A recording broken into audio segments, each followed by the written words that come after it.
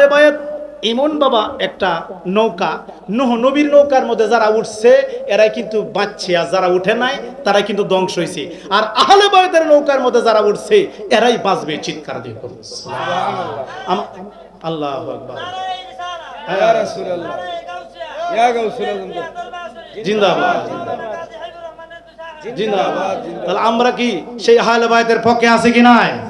আরেকটা বিষয়, আর একটা তথ্য দেই, এই আহলে বায়াতের যে 5 জন রয়েছে বাবা, এই 5 জনের 5 জন কিন্তু সরদার। সুবহানাল্লাহ বলতে না জোরে?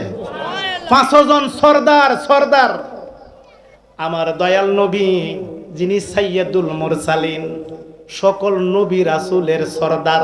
কথা ঠিক না বেঠিক? প্রধান, আমার দয়াল নবী তো প্রধান।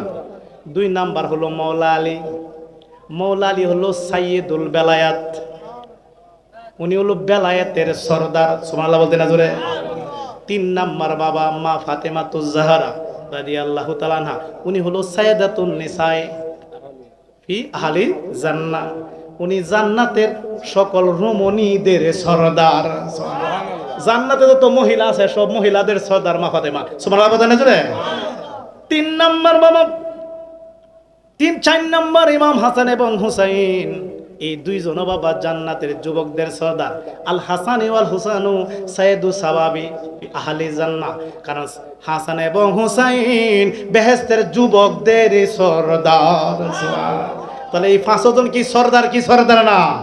তাই এই 5 জনকে যদি আমরা অনুসরণ করি, সেই আহলে বায়াতকে যদি আমরা ধারণ করি, পরকালে আমাদের কোনো অসুবিধা হবে না। কথা ঠিক না বেঠে? তাই আমরা এখানে যারা বসছি, আমরা আহলে বায়াতের মহব্বতে প্রতি বছরে মাহফিল করতে চাই কি চাই না? আমরা কি সে আহলে বায়াতের মহব্বত ভিতরে লালন করতে চাই কি চাই না? তাই বাবা এখানে যারা বসছেন আপনারা সবাই কিন্তু জ্ঞানী শ্রোতা। আমার কথাগুলি গভীর খেয়াল করে আগে থেকেই বলছিলাম, কথা